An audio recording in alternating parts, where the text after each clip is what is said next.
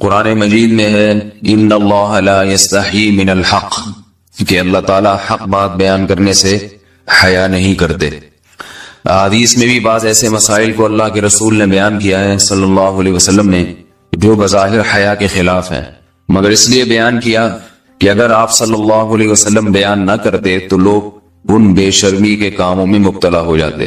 اسی وجہ سے میں بھی ہمت کر رہا ہوں کہ ایک اور ایسا گناہ جس میں لوگ مبتلا ہیں اور وہ ہے حیا کے خلاف، مگر ہے بہرحال شریعت کا مسئلہ اور لوگ اس میں گناہ میں مبتلا بھی ہیں، اس لیے بتانا ضروری ہے۔ وہ یہ ہے کہ لوگ شادی کے بعد بھی آج کی نوجوان نسل زوجہ سے، بیوی سے غیر فطری طریقے سے ہم بستری کرتے ہیں۔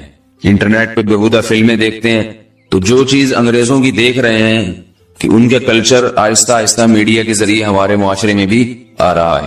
اللہ کے رسول صلی اللہ علیہ وسلم نے لعنت فرمائی ہے، ایک روایت میں ہے کہ اللہ اس کی طرف دیکھے گا نہیں کہ جو اپنی زوجہ سے پچھلے راستے سے ہم بستری کرے گا۔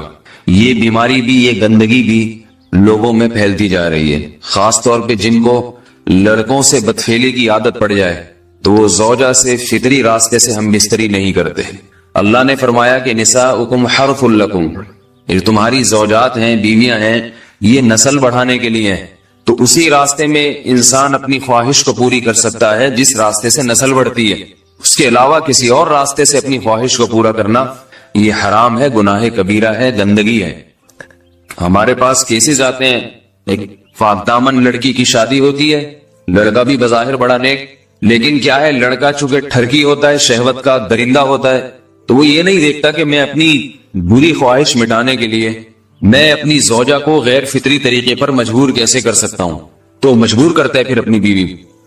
اس میں جو عورتیں زیادہ پاک دامن نہیں ہو، نیک نہ ہو، یا ان کو یہ ڈر ہو کہ طلاق ہو گئی تو ہم کہاں جائیں گے، وہ پھر اپنے شوہر کے ساتھ اسی غیر فطری طریقے پر آمادہ ہو جاتی ہیں، اور اس کا عذاب اور اس کا وبال یہ ہوتا ہے کہ کچھ دنوں میں ان کو بھی اسی کی لت پڑ جاتی ہے۔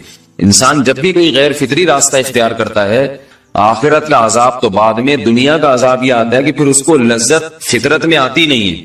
تو جو راستہ اللہ نے رکھا اس میں اس کو لذت نہیں آئے گی، تو وہ گندگی میں ہی گھسنے کی کوشش کرے گا، اس کی بھی فطرت خراب ہو جاتی ہے، اور جس کے ساتھ یہ بدفعلی کی جائے اس کی بھی فطرت خراب ہو جاتی ہے، وہ بھی پھر کسی کے قابل نہیں رہتے۔ تو اپنے جان پر رحم کرنا چاہیے۔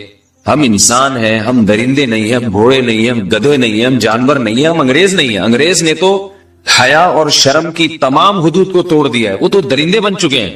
ہم تو درندے نہیں ہیں، ہم تو حلال کھاتے ہیں، پاک صاف رہنے کی کوشش کرتے ہیں، تو ہم ان کی جو کلچر دیکھ کے ہم ویسے درندے بننے کی کوشش کیوں کریں؟